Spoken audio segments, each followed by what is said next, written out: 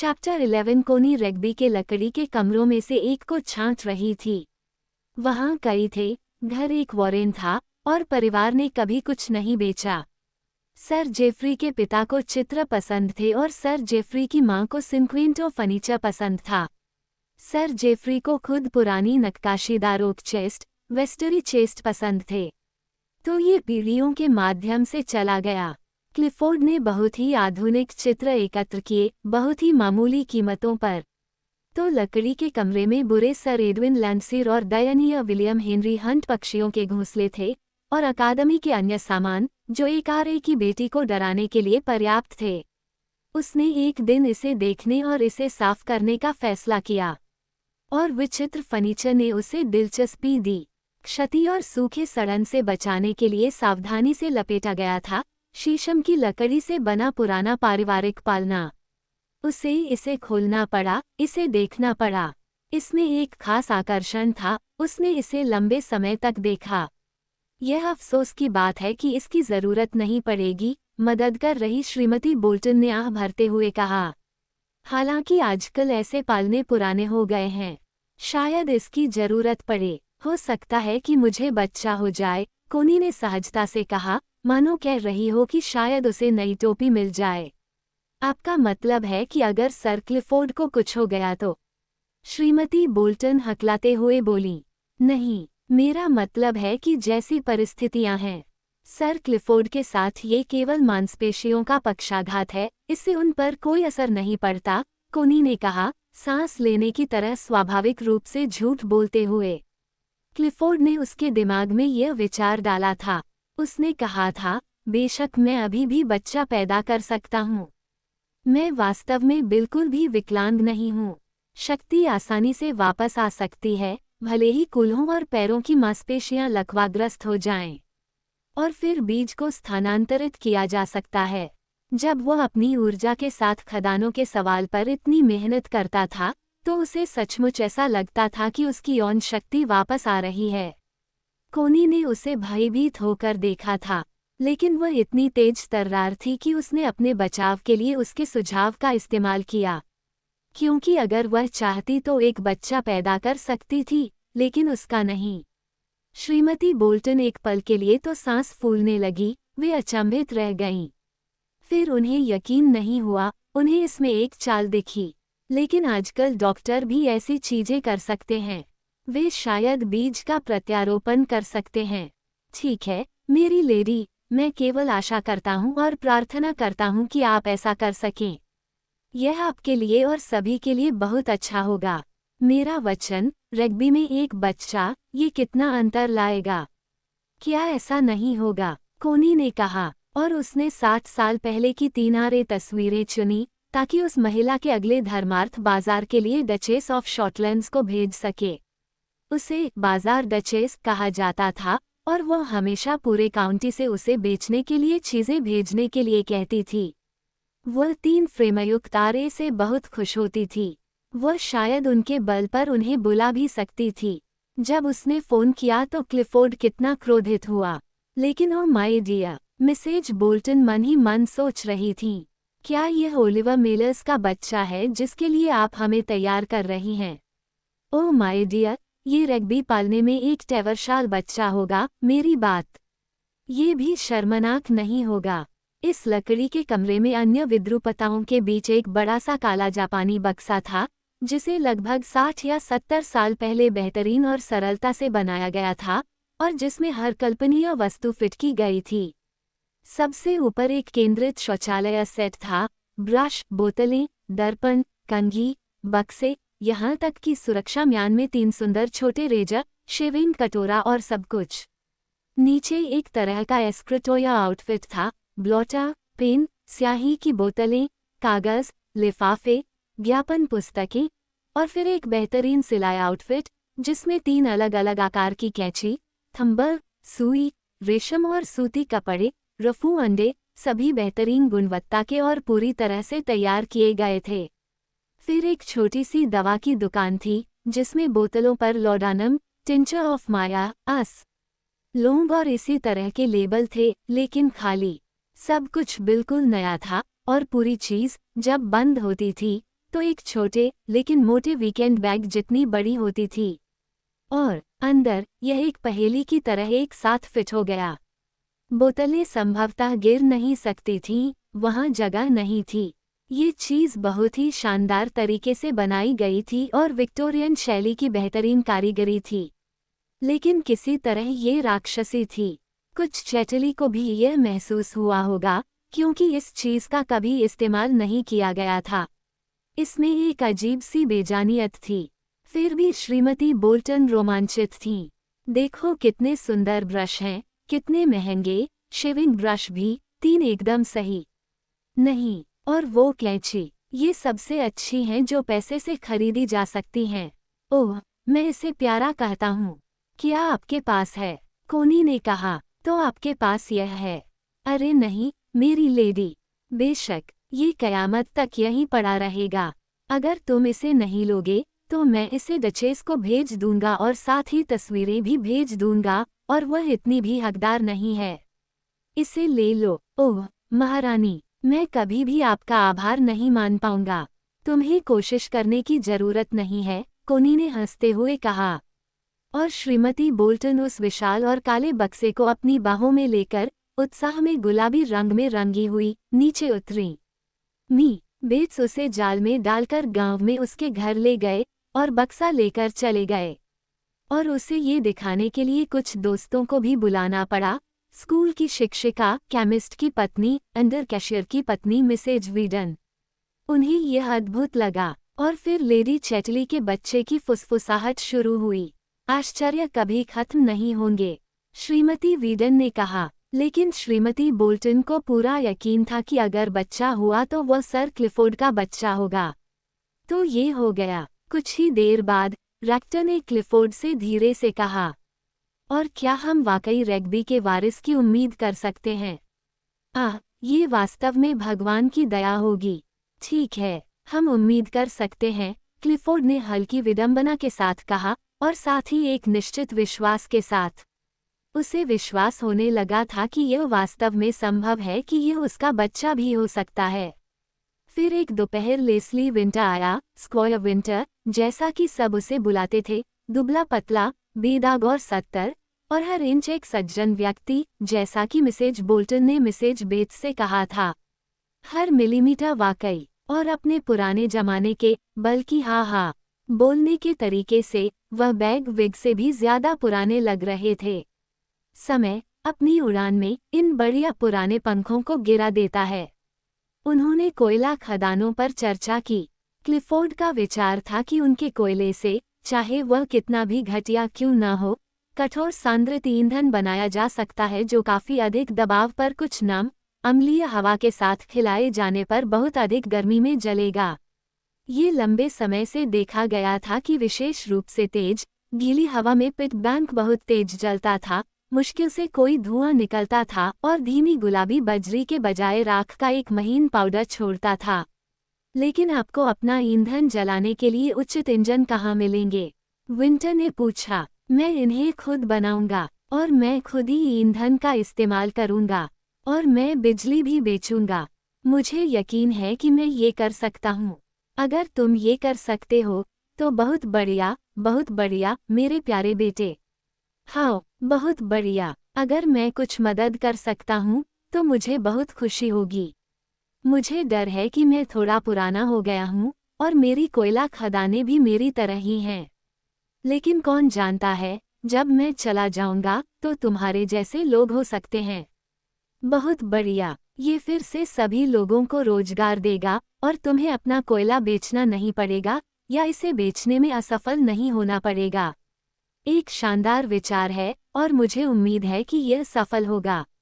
अगर मेरे अपने बेटे होते, तो निस्संदेह उनके पास शिपले के लिए आधुनिक विचार होते, निस्संदेह। वैसे, प्यारे लड़के, क्या इस अफवाह का कोई आधार है कि हम रग्बी के उत्तराधिकारी की उम्मीद कर सकते हैं? क्या कोई अफवाह है? क्लिफोर्ड ने पूछा। खैर, मेरे प्यारे बेटे, फिलिंगवुड के मार्शल ने मुझसे पूछा, मैं अफवाह के बारे में इतना ही कह सकता हूँ। बेशक मैं इसे दुनिया के सामने नहीं दोहराऊंगा, अगर इसका कोई आधार न हो। ठीक है, सर, क्लिफोर्ड ने बेचैनी से कहा, लेकिन अजीब चमकती आंखों से। एक उम्मीद है, एक उम्मीद है। विंटर कमरे में आया और क्लिफोर्ड का हाथ मरोड़ दिया। मेरे प्यारे लड़के, मेरे प्यारे लड़के, क्या तुम विश्वास कर सकते हो कि यह सुनकर मुझे क्या फर्क पड़ता है? और यह सुनकर कि तुम एक बेटे की उम्मीद में काम कर रहे हो, और यह कि तुम फिर से टैवरशाल में हर आदमी को काम पर रख सकते हो। मेरे लड़के, जाति के स्तर को बनाए रखने के लिए, और जो कोई भी काम करने की इच्छा रखता है, उसके लिए काम का इंतजार है। बूढ़ा आदमी सचमुच बहुत दुखी हुआ। अगले दिन कोनी एक कांच के फूलदान में लंबे पीले ट्यूलिप सजा रही थी।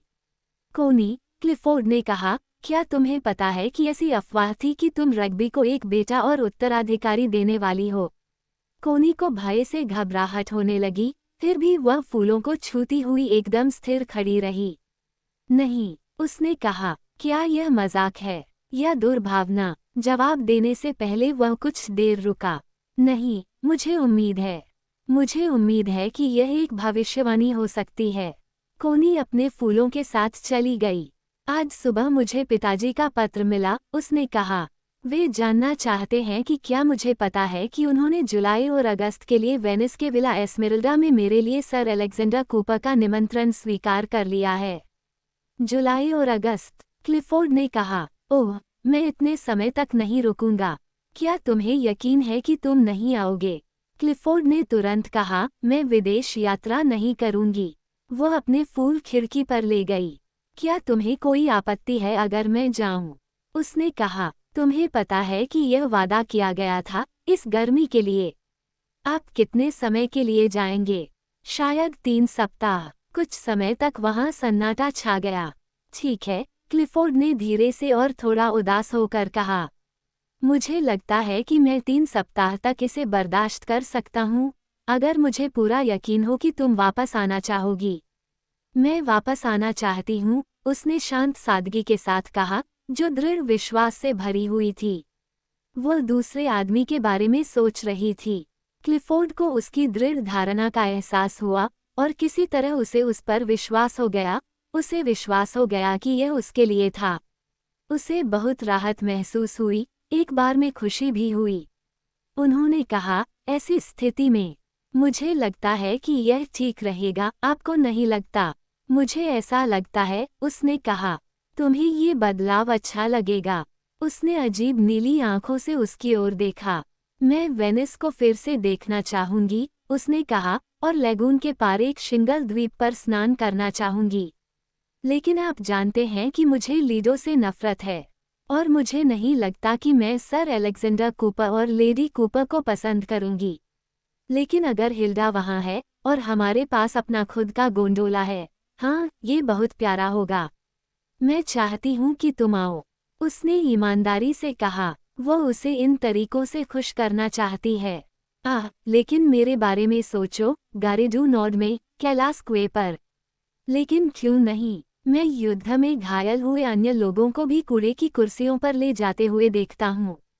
इसके अलावा, हम पूरा रास्ता मोटर से तय करेंगे। हमें 2 आदमी ले जाने होंगे। अरे नहीं, हम फील्ड के साथ काम चला लेंगे।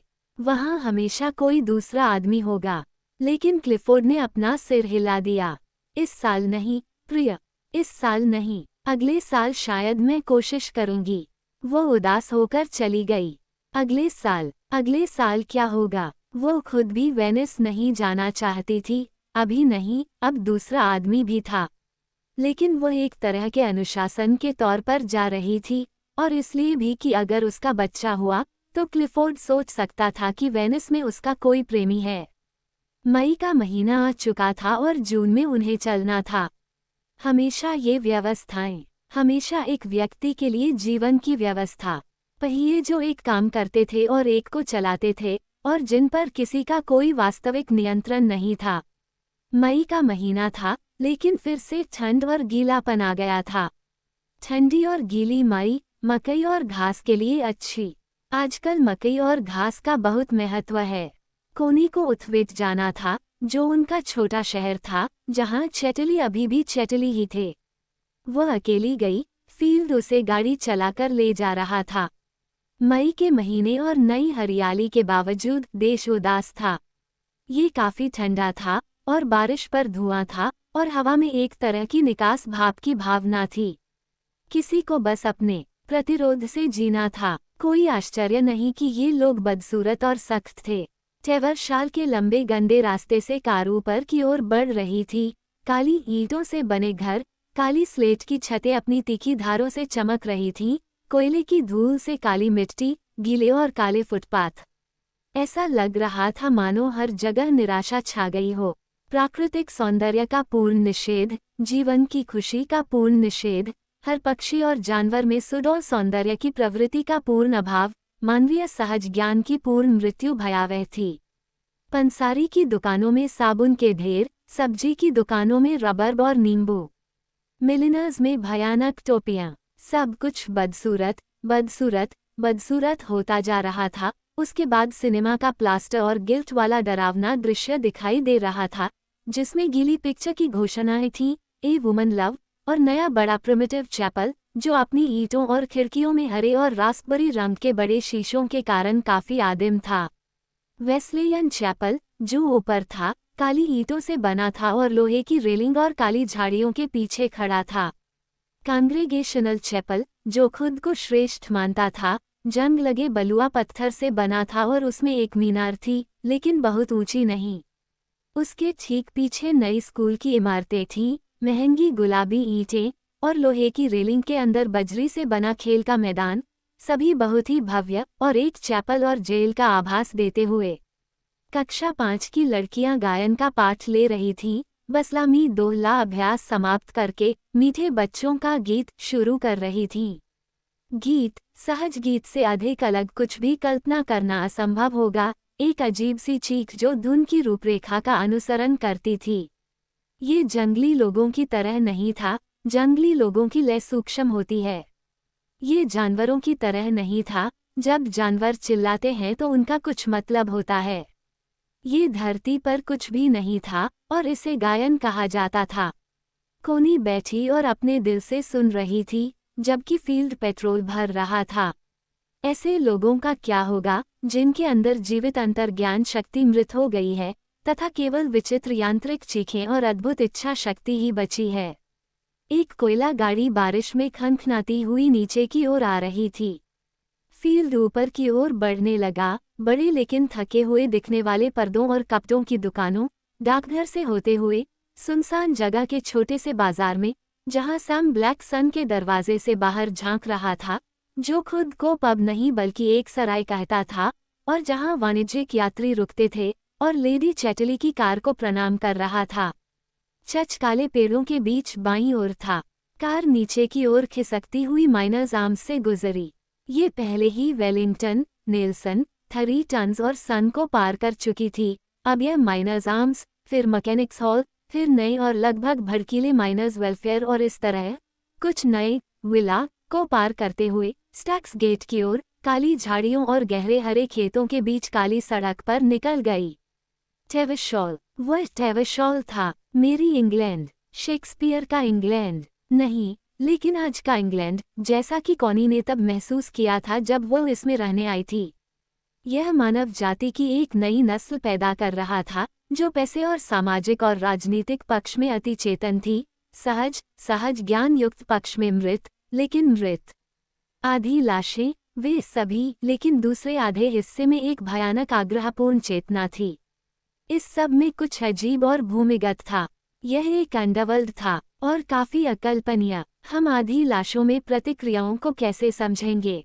जब कॉनी ने शेफील्ड से स्टील वर्कर्स से भरी बड़ी बड़ी लॉरियों को देखा, जो अजीब, विकृत छोटे छोटे प्राणी थे, जो मेटलॉक की सैर के लिए जा रहे थे, तो उसकी आंखें बेहोश हो गईं और उसने सोचा, हे भगवान, इंसान ने इंसान के साथ क्या किया है? इंसानों के नेता अपने साथियों के साथ क्या कर रहे हैं? उन्होंने उन्हें इंसानियत से भी कम कर दिया है, और अब कोई संगति नहीं हो सकती। ये बस एक दुर्स्वप्न है। उसे फिर से भय की लहर में ये सब कुछ की धूसर, किरकिरी भरी निराशा महसूस हुई। औद्योगिक जनता और उच्च वर्ग के लिए ऐसे प्राणियों के साथ, जैसा कि वह उन्हें जानती थी, कोई उम्मीद नहीं थी, कोई उम्मीद नहीं थी। फिर भी वह एक बच्चा चाहती थी और रग्बी का वारिस। रग्बी का वारिस। वह भय से कांप उठी। फिर भी मिलर्स इस सब से बाहर आ गया था, हाँ, लेकिन वह भी इन सब से उतना ही अलग था जितना कि वह थी।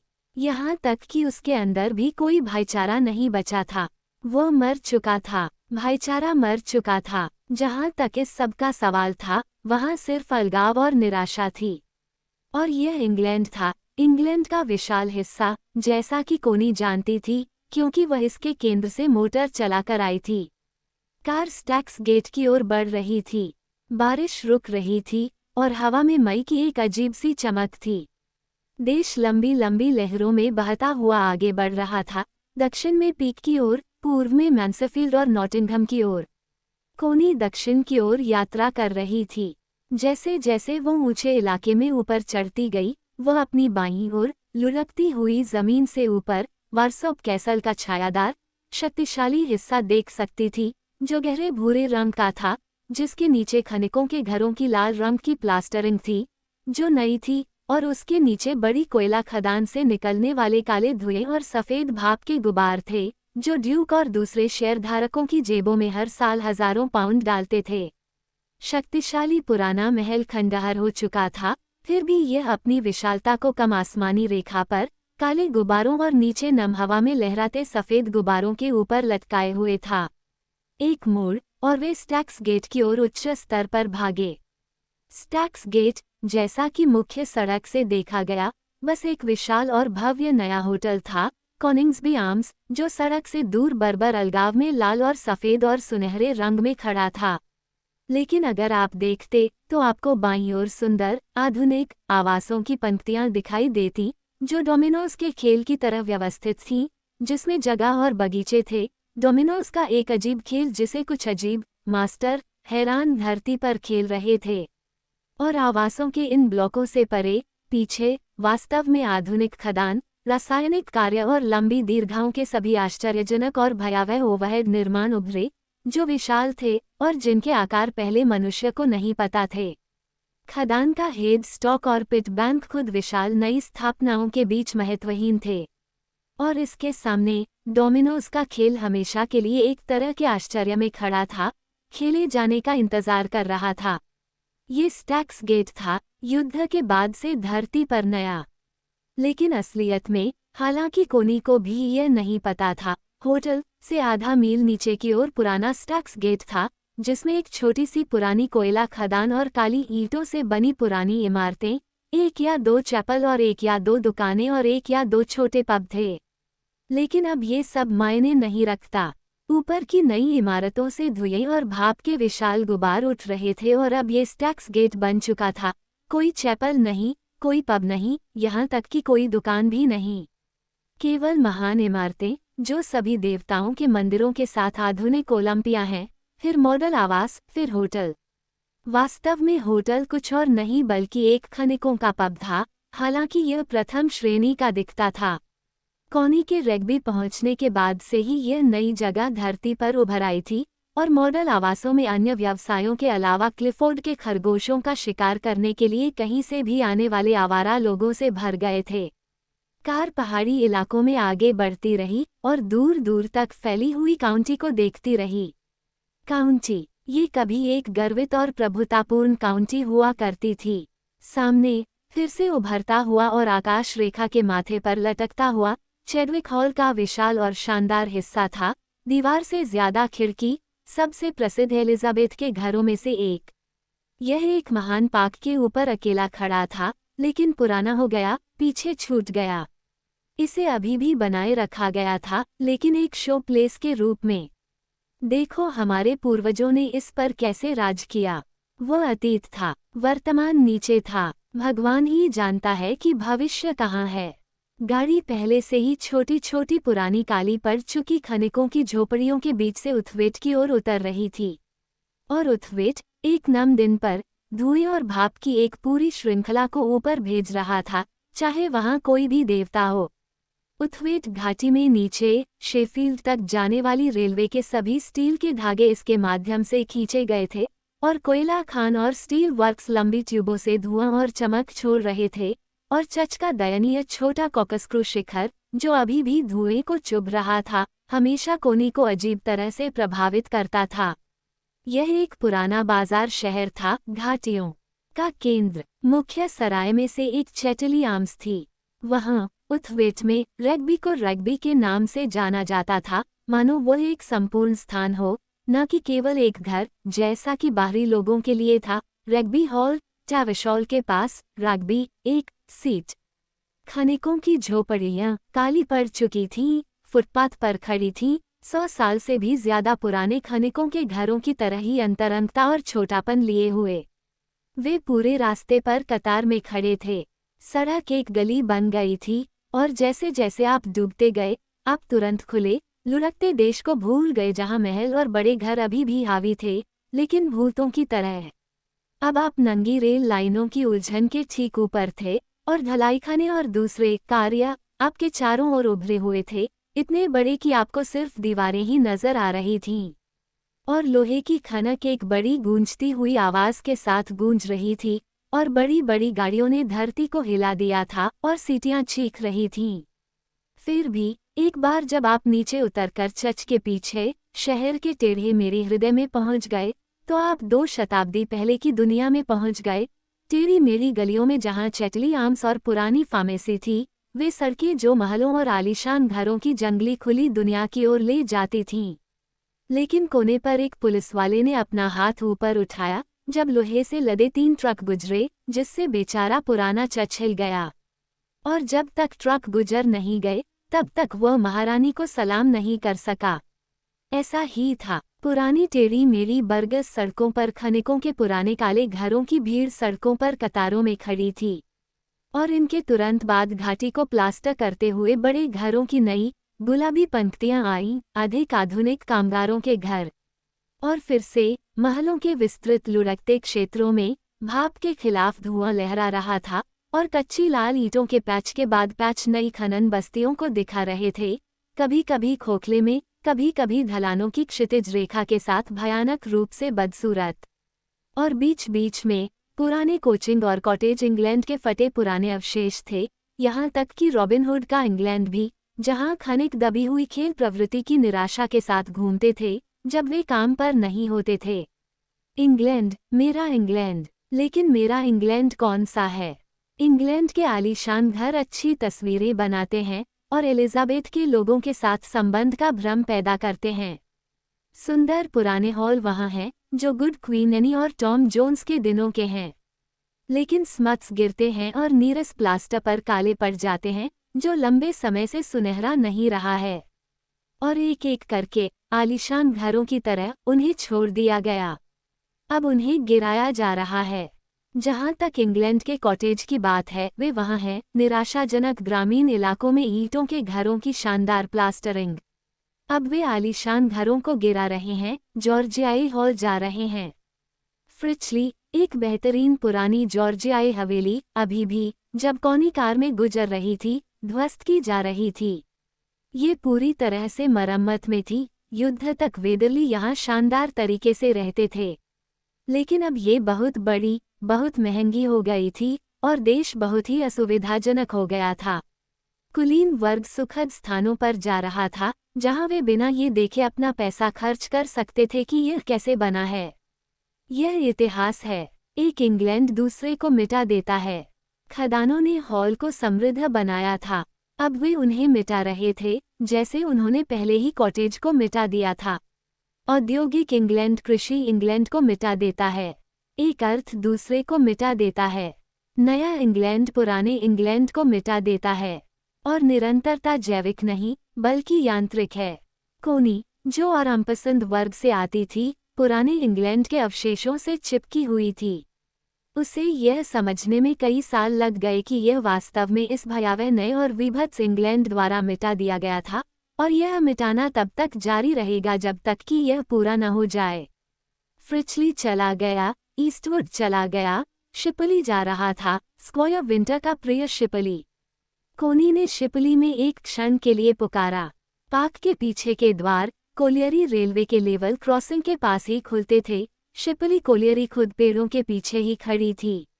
द्वार खुले थे, क्योंकि पार्क के बीच से एक रास्ता था जिसका कॉलियर इस्तेमाल करते थे। वे पार्क के इर्द गिर्द घूमते थे। गाड़ी सजावटी तालाबों से गुजरी जिसमें कोयला खदान मालिक अपने अखबार फेंकते थे और घर की ओर निजी ड्राइव पर चली गई। यह 18वीं सदी के मध्य की एक बहुत ही सुंदर प्लास्टर वाली इमारत के ऊपर एक तरफ खड़ा था। इसमें यूं पेड़ों की एक खूबसूरत गली थी जो एक पुराने घर के पास थी और हॉल शांत रूप से फैला हुआ था, अपने जॉर्जियाई शीशों को खुशी से झपका रहा था। पीछे वास्तव में सुंदर बगीचे थे। कॉनी को रग्बी की तुलना में इंटीरियर ज्यादा पसंद आया। यह ज्यादा हल्का, ज्यादा जीवंत, सुडौल और सुंदर था। कमरे क्रीमी रंग के पैनलिंग से सजे थे, छत पर गिल्ट चढ़ा हुआ था और सब कुछ बेहतरीन क्रम में रखा गया था। सभी सामान एकदम सही थे, चाहे खर्च कितना भी हो। यहाँ तक कि गलियारे भी भरपूर और प्यारे, कोमल, घुमावदार और जीवन से भरपूर थे। लेकिन लेस्ली विंटर अकेला था। उसे अपने घर से बहुत प्यार था, लेकिन उसके पार्क की सीमा उसकी अपनी 3 कोयला खदानों से लगती थी। वह अपने विचारों में एक उदार व्यक्ति था। उसने अपने पार्क में कोयला खदानों के मालिकों का लगभग स्वागत किया था। क्या खनिकों ने उसे अमीर नहीं बनाया था? इसलिए जब वह अपने सजावटी पानी के किनारे बेडौल आदमियों के गिरोहों को देखता था, पार्क के निजी हिस्से में नहीं, उसने वही रेखा खींची, तो वह कहता था, खनिक शायद हिरनों जितने सजावटी नहीं हैं, लेकिन वे कहीं ज्यादा लाभदायक हैं। लेकिन यह महारानी विक्टोरिया के शासनकाल के स्वर्णिम आर्थिक रूप से उत्तरार्ध की बात है। उस समय खनिक अच्छे कामगार माने जाते थे। विंटर ने अपने मेहमान तत्कालीन प्रिंस ऑफ वेल्स को यह भाषण दिया था, जिसमें उन्होंने आधे क्षमायाचना भरे अंदाज में कहा था, और प्रिंस ने अपनी कर्कश अंग्रेजी में जवाब दिया था, तुम बिल्कुल सही कह रहे हो। अगर सैंड्रिंघम के नीचे कोयला होता तो मैं लॉन पर खदान खोल देता और सोचता कि यह बेहतरीन लैंडस्केप गार्डनिंग होगी। ओह, मैं रोहिरन के बदले कोयला खदान खरीदने को तैयार हूँ, वह भी इस कीमत पर। मैंने सुना है कि तुम्हारे आदमी भी अच्छे आदमी हैं। लेकिन फिर राजकुमार के मन में धन की सुंदरता और औद्योगिकता के आशीर्वाद के बारे में शायद अतिशयोक्ति थी। हालांकि राजकुमार एक राजा था और राजा की मृत्यु हो गई थी, और अब एक और राजा था जिसका मुख्य कार्य सूप रसोई खोलना प्रतीत होता था, और अच्छे कामगार किसी तरह शिपली को घेर रहे थे। पार्क में नए खनन गांवों की भीड़ उमड़ पड़ी और जमींदार को किसी तरह लगा कि आबादी विदेशी है। वह एक अच्छे स्वभाव वाले लेकिन काफी शानदार तरीके से अपने क्षेत्र और अपने खुद के कोलियरों का स्वामी महसूस करता था। अब नई भावना के एक सूक्ष्म प्रसार से उसे किसी तरह बाहर धकेल दिया गया था। ये वह था जो अब वहां का नहीं था। इसमें कोई गलती नहीं थी। खदानों उद्योग की अपनी इच्छा थी और यह इच्छा सज्जन मालिक के खिलाफ थी। सभी कोलियरों ने इच्छा में भाग लिया और इसके खिलाफ जीना मुश्किल था। ये या तो आपको जगह से बाहर कर देता था या पूरी तरह से जीवन से बाहर कर देता था। स्क्वायर विंटर, एक सैनिक, ने इसे बर्दाश्त किया था, लेकिन अब वह डिनर के बाद पार्क में टहलने की परवाह नहीं करता था। वह लगभग घर के अंदर छिप जाता था। एक बार वह नंगे सिर, अपने पेटेंट लेदर के जूते और बैंगनी रेशमी मोजे पहने हुए कॉनी के साथ गेट तक गया था और अपने सुसंस्कृत बल्कि भद्दे अंदाज में उससे बात कर रहा था।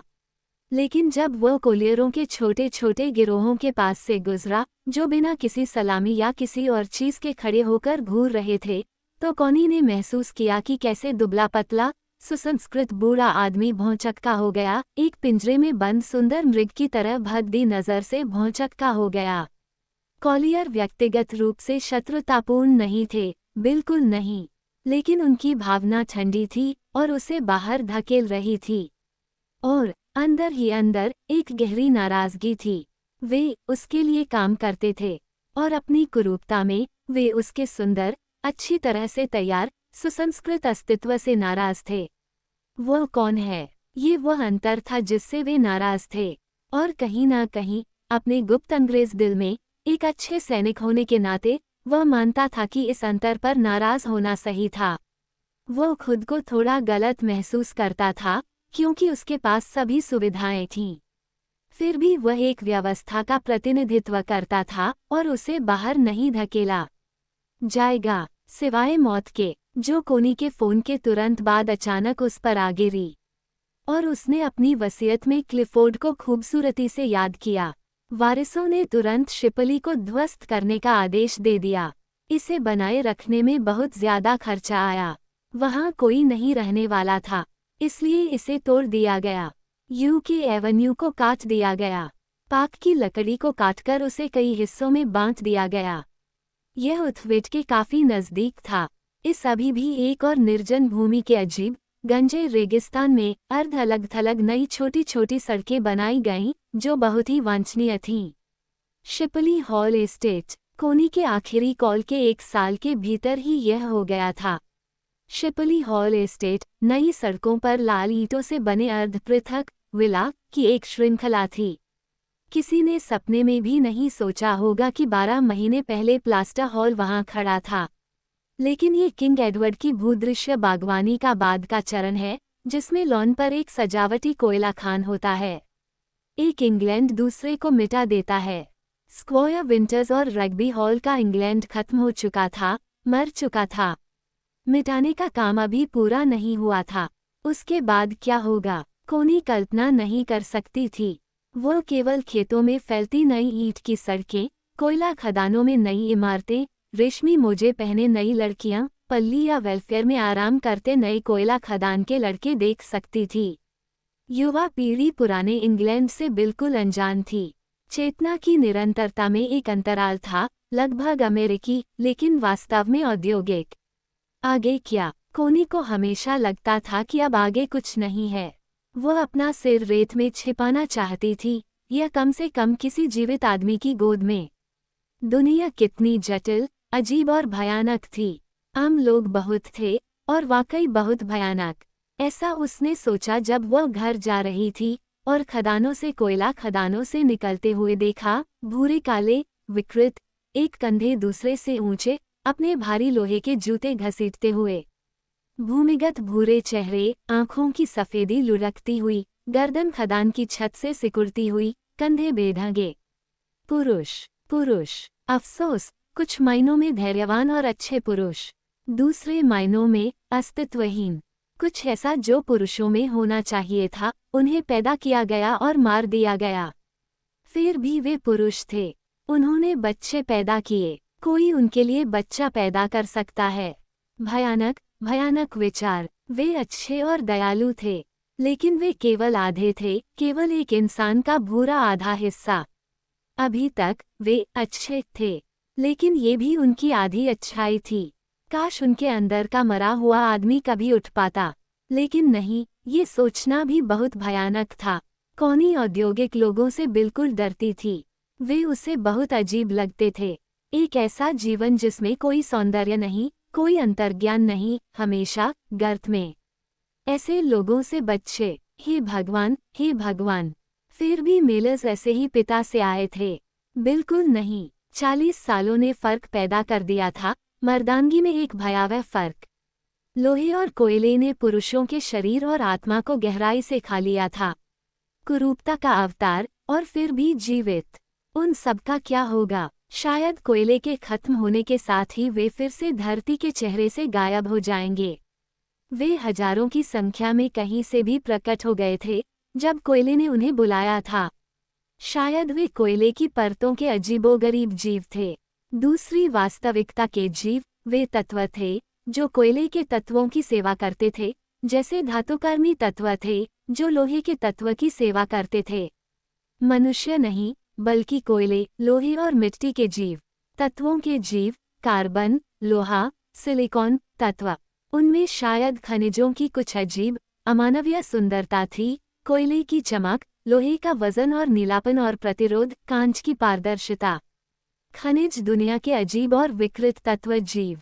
वे कोयले, लोहे, मिट्टी से संबंधित थे, जैसे मछली समुद्र से और कीड़ी मृत लकड़ी से संबंधित होते हैं। खनिज विघटन की एनिमा। कोनी घर आकर खुश थी, अपना सिर रेत में गाड़कर। वो क्लिफोर्ड से बड़बड़ाने में भी खुश थी। खनन और लोहे के मिडलैंड्स के डर ने उसे एक अजीब सी भावना से प्रभावित किया जो उसके पूरे शरीर में फैल गई, जैसे इन्फ्लुएंजा। बेशक मुझे मिस बेंटले की दुकान में चाय पीनी थी, उसने कहा। सच? सर्दी तुम्हें चाय पिलाती? ओह हाँ, लेकिन मैं मिस बेंटले को निराश नहीं कर सकती। मिस बेंटले एक उथली बूढ़ी नौकरानी थी, जिसकी नाक काफी बड़ी और स्वभाव रोमांटिक था, जो एक संस्कार के योग्य सावधानीपूर्वक तीव्रता के साथ चाय परोसती थी। क्लिफोर्ड ने कहा, क्या उसने मेरे बारे में पूछा? बेशक, क्या मैं आपकी महारानी से पूछ सकता हूँ कि सर क्लिफोर्ड कैसे हैं? मेरा मानना है कि वो आपको नज़-कैविल से भी ऊपर रखती हैं। और मुझे लगता है आपने कहा था कि मैं खिल रहा था। हाँ, और वह इतनी तल्लीन दिख रही थी मानो मैंने कहा हो कि तुम्हारे लिए स्वर्ग खुल गया है। मैंने कहा कि अगर वो कभी टैवरशाल आएगी तो वो तुमसे मिलने जरूर आएगी। मैं, जो भी हो, मुझे देखो। क्यों हाँ, क्लिफोर्ड, बिना कुछ बदले में कुछ किए तुम इतने पूजे नहीं जा सकते। उसकी नज़र में कैपाडोसिया के सेंट जॉर्ज तुम्हारे लिए कुछ भी नहीं थे।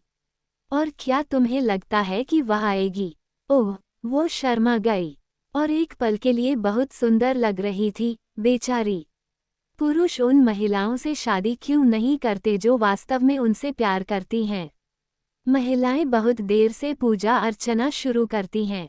लेकिन क्या उसने कहा था कि वह आएगी? ओह, कोनी ने बेदम मिस बेंटले की नकल करते हुए कहा, आपकी महारानी, अगर मैं कभी यह अनुमान लगाने की हिम्मत करूं।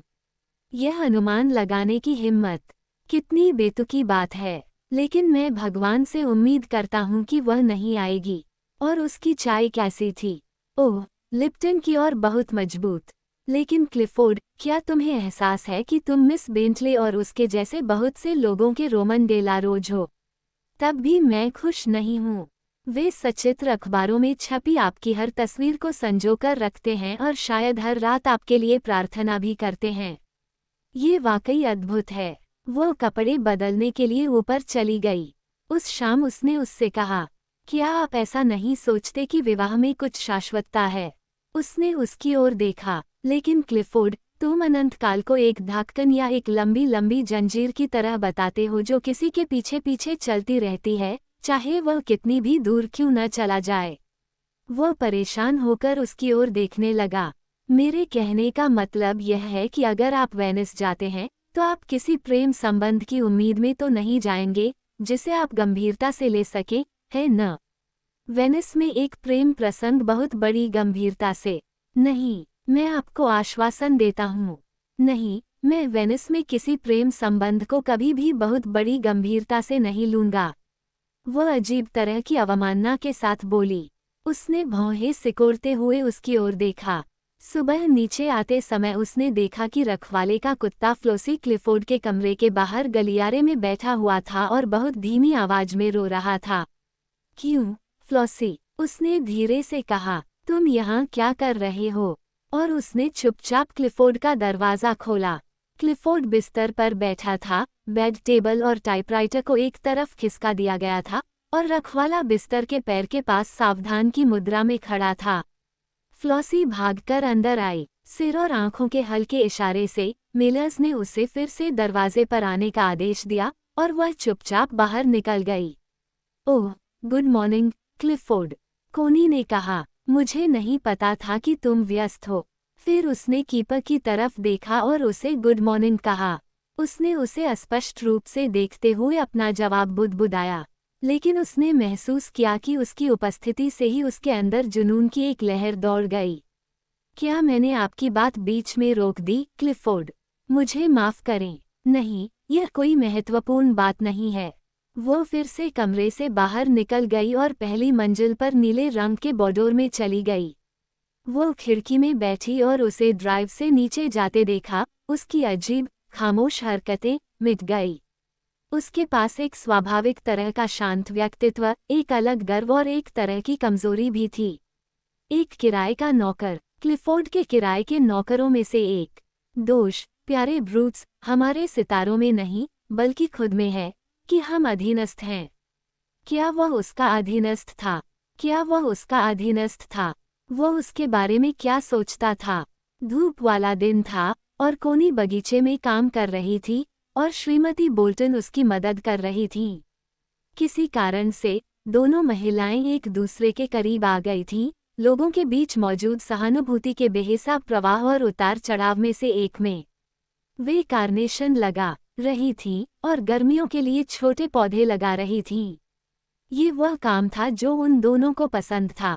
कोनी को विशेष रूप से युवा पौधों की कोमल जड़ों को एक नर्म काले पोखर में डालने और उन्हें नीचे रखने में खुशी महसूस हुई।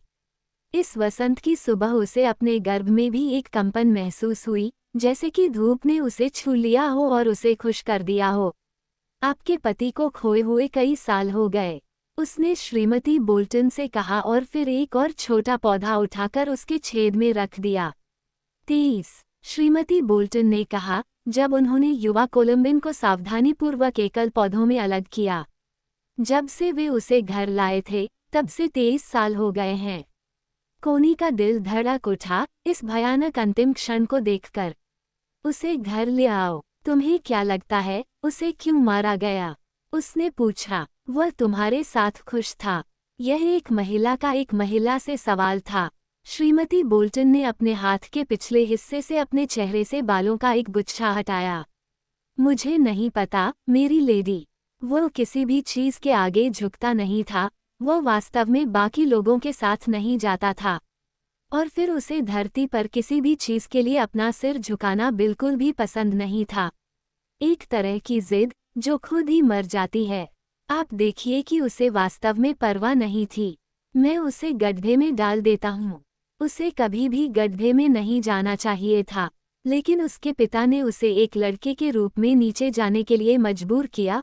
और फिर जब आप 20 से अधिक हो जाते हैं तो बाहर आना बहुत आसान नहीं होता है। क्या उसने कहा कि उसे इससे नफरत है? अरे नहीं, कभी नहीं। उसने कभी नहीं कहा कि उसे किसी चीज से नफरत है। उसने बस एक अजीब सा चेहरा बनाया। वो उन लोगों में से था जो परवाह नहीं करते थे, जैसे कुछ पहले लड़के युद्ध में इतने खुश होकर गए और तुरंत मारे गए। वह वास्तव में दिमागदार नहीं था, लेकिन वह परवाह नहीं करता था। मैं उससे कहा करता था, तुम्हें किसी की परवाह नहीं है या किसी की भी। लेकिन वह परवाह करता था। जब मेरा पहला बच्चा पैदा हुआ तो वह जिस तरह से बैठा था, निश्चल, और जब वह पैदा हुआ तो उसने मुझे किस तरह की घातक आंखों से देखा। मुझे बुरा लगा, लेकिन मुझे उसे दिलासा देना पड़ा। सब ठीक है बेटा, सब ठीक है, मैंने उससे कहा, और उसने मुझे देखा और उस अजीब तरह की मुस्कान दी। उसने कभी कुछ नहीं कहा, लेकिन मुझे नहीं लगता कि उसके बाद रातों में उसे मेरे साथ कोई सही आनंद मिला। उसने कभी खुद को जाने नहीं दिया। मैं उससे कहा करता था, ओह जाने दो बेटा। मैं कभी कभी उससे बड़ी बड़ी बातें करता था और वह कुछ नहीं कहता था, लेकिन वह खुद को जाने नहीं देता था, या वह नहीं जा सकता था। वह नहीं चाहता था कि मैं और बच्चे पैदा करूं। मैं हमेशा उसकी मां को दोषी ठहराती थी, उसे कमरे में आने देने के लिए। उसे वहां रहने का कोई अधिकार नहीं था। एक बार जब आदमी चिंतन करना शुरू कर देता है, तो वह चीजों को जितना करना चाहिए, उससे कहीं ज्यादा कर देता है। क्या उसे इतनी परेशानी थी? कॉनी ने आश्चर्य से कहा। हाँ, वो इसे स्वाभाविक रूप से बर्दाश्त नहीं कर सका, इतना सारा दर्द। और इसने उसके विवाहित प्रेम में उसके आनंद को बिगाड़ दिया।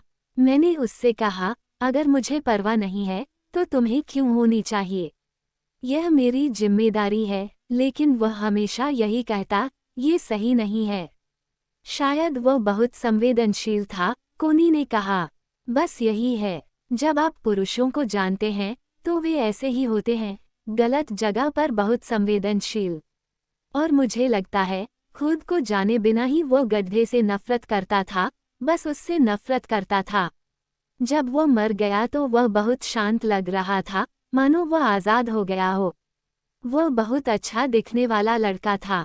उसे देखकर मेरा दिल टूट गया, इतना शांत और शुद्ध दिख रहा था, मानो वह मरना चाहता था। ओह, इसने मेरा दिल तोड़ दिया, सच में। लेकिन ये गड्ढा था। वह कुछ कड़वे आंसू रोई, और कोनी और भी रोई। यह एक गर्म वसंत का दिन था, मिट्टी और पीले फूलों की खुशबू के साथ कई चीजें कलियां उग रही थीं, और बगीचे में अभी भी धूप की खुशबू थी। यह आपके लिए बहुत भयानक रहा होगा, कोनी ने कहा। ओह मेरी लेडी, मुझे पहले तो इसका एहसास ही नहीं हुआ। मैं सिर्फ इतना ही कह पाई, ओह मेरे बेटे, तुम मुझे क्यों छोड़ना चाहते थे, बस यही मेरी चीख थी। लेकिन किसी तरह मुझे लगा कि वह वापस आ जाएगा, लेकिन वह तुम्हें छोड़ना नहीं चाहता था, कोनी ने कहा। ओह नहीं मेरी लेडी, वह सिर्फ मेरी मूर्खतापूर्ण चीख थी, और मैं उसके वापस आने की उम्मीद करती रही, खासकर रातों में। मैं ये सोचकर जागती रही, वो मेरे साथ बिस्तर पर क्यों नहीं है। ऐसा लग रहा था जैसे मेरी भावनाएं यह विश्वास ही नहीं कर पा रही थीं कि वह चला गया है। मुझे लगा कि उसे वापस आकर मेरे पास लेटना होगा, ताकि मैं उसे अपने साथ महसूस कर सकूं। मैं बस यही चाहती थी, उसे अपने साथ गर्मजोशी से महसूस करना। और मुझे हजारों झटके लगे, इससे पहले कि मैं समझ पाती कि वो वापस नहीं आएगा, मुझे सालों लग गए। उसका स्पर्श, कोनी ने कहा। बस मेरी लेडी, उसका स्पर्श। मैं आज तक उससे उबर नहीं पाया हूँ, और कभी नहीं उबर पाऊंगा। और अगर ऊपर स्वर्ग है, तो वह वहाँ होगा और मेरे पास लेट जाएगा ताकि मैं सो सकूं। कोनी ने डर से उस खूबसूरत, चिंतित चेहरे को देखा। ट्रेवर शाल से एक और भावुक। उसका स्पर्श, क्योंकि प्यार के बंधन ढीले नहीं होते। ये भयानक है, एक बार जब आप किसी पुरुष को अपने खून में मिला लेते हैं। उसने कहा, ओह मेरी लेडी, और यही बात आपको इतना कड़वा महसूस कराती है। आपको लगता है कि लोग उसे मारना चाहते थे। आपको लगता है कि पिट फेयर उसे मारना चाहता था। ओह मुझे लगा, अगर पिट और पिट चलाने वाले लोग न होते, तो मुझे छोड़ना संभव नहीं होता। लेकिन वे सभी एक महिला और एक पुरुष को अलग करना चाहते हैं, अगर वे साथ हैं। अगर वे शारीरिक रूप से एक साथ हैं, कोनी ने कहा। ये सही है, मेरी लेडी। दुनिया में बहुत से कठोर दिल वाले लोग हैं, और हर सुबह जब वह उठता और गड्ढे में जाता, तो मुझे लगता कि यह गलत है, गलत है। लेकिन वह और क्या कर सकता था? एक आदमी क्या कर सकता है? महिला के मन में अजीब सी नफरत भड़क उठी। लेकिन क्या स्पर्श इतनी देर तक टिक सकता है? कोनी ने अचानक पूछा, क्या तुम उसे इतनी देर तक महसूस कर सकती हो? ये मेरी लेडी, और क्या बचा है? बच्चे तुमसे दूर हो जाते हैं, लेकिन आदमी, ठीक है। लेकिन वे तुम्हें मार डालना चाहते हैं, उसके स्पर्श के ख्याल से ही। यहाँ तक कि तुम्हारे अपने बच्चे भी। अच्छा, हम अलग हो गए होंगे, कौन जानता है। लेकिन भावना कुछ अलग है। कभी परवाह न करना बेहतर है। लेकिन वहाँ, जब मैं उन महिलाओं को देखता हूँ जो कभी किसी पुरुष द्वारा वास्तव में गर्म नहीं हुई हैं, तो वे मुझे बेचारी लगती हैं, चाहे वे कैसे भी कपड़े पहने और सजे संवरें। नहीं, मैं अपने हिसाब से चलूंगा। मैं लोगों का बहुत सम्मान नहीं करता।